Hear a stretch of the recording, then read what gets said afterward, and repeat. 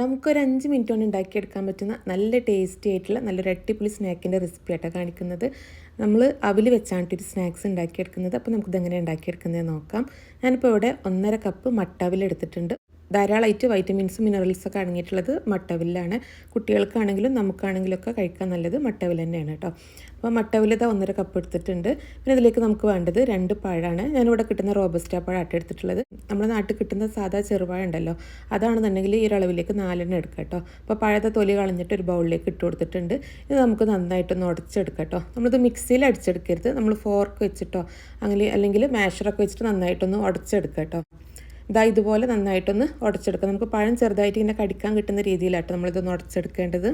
ഇനി ഈ പഴത്തിലേക്ക് നമുക്ക് ഒരു 1.5 ടേബിൾ സ്പൂണ് ഉള്ളി അരിഞ്ഞ് ചേർത്ത് കൊടുക്കാം കേട്ടോ. ചെറിയ ഉള്ളി ഉണ്ടെങ്കിൽ അതെടുക്കുക, അല്ലെങ്കിൽ വലിയ ഉള്ളി ആണെങ്കിലും കുഴപ്പമൊന്നുമില്ല. വലിയ ഉള്ളി ആണെങ്കിൽ ചെറുതാക്കി അരിഞ്ഞിട്ട് ഒരു 1.5 ടേബിൾ സ്പൂൺ ഇട്ട് കൊടുക്കുക. ഇനി ഇതിലേക്ക് 1 ടേബിൾ സ്പൂൺ ഇഞ്ചി നീരും കൂടെ ചേർത്ത് കൊടുക്കുകയാണ്. പിന്നെ നമുക്കിതിലേക്ക് മധുരത്തിന് ആവശ്യമായിട്ടുള്ള പഞ്ചസാര ചേർത്ത് കൊടുക്കാം. പഞ്ചസാര താല്പര്യം ഇല്ലാത്തവർക്ക്, നല്ല ഹെൽത്തി ആയിട്ട് കഴിക്കണം എന്നുള്ളവർക്ക് ഇതിന് പകരമായിട്ട് ശർക്കര ചേർത്ത് കൊടുക്കാം, അല്ലെങ്കിൽ തേൻ ചേർത്ത് കൊടുക്കാം കേട്ടോ.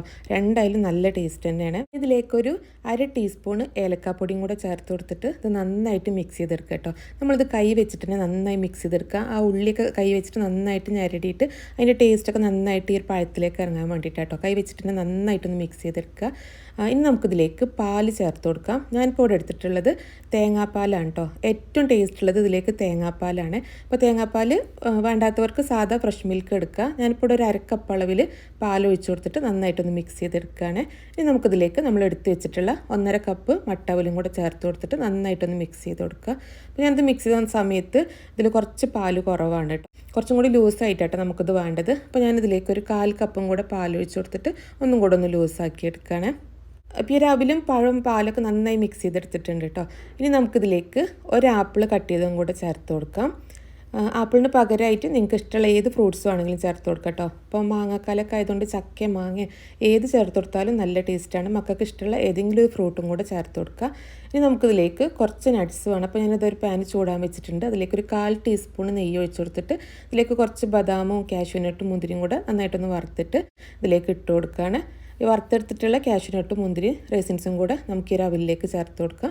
ഇത് നന്നായിട്ട് മിക്സ് ചെയ്തിട്ട് ഇത് കഴിക്കാം കേട്ടോ. നല്ല ടേസ്റ്റി ആയിട്ടുള്ളൊരു സ്നാക്കാണ്. നമ്മളിതിൽ പഞ്ചസാര ഒഴിവാക്കിയിട്ട് തേനോ ശർക്കര ചേർക്കുകയാണെന്നുണ്ടെങ്കിൽ ഹെൽത്തിയാണ്, നല്ല ടേസ്റ്റാണ്. നമ്മളിതിൽ അവിലൊക്കെ നന്നായിട്ട് സോഫ്റ്റായിട്ട് ഈ ഒരു ഫ്രൂട്ട്സും നട്ട്സൊക്കെ കൂടെ വരുമ്പോൾ നല്ല ടേസ്റ്റാണ് കേട്ടോ. തേങ്ങാപ്പാലിൻ്റെ ടേസ്റ്റും കൂടെ വരുമ്പോൾ അടിപൊളിയാണ് ഇത് കഴിക്കാൻ. നിങ്ങൾ അവിൽ ഈ രീതിയിൽ ഉണ്ടാക്കി നോക്കിയിട്ടില്ലെങ്കിൽ എന്തായാലും ഒന്ന് ഉണ്ടാക്കി നോക്കാം കേട്ടോ.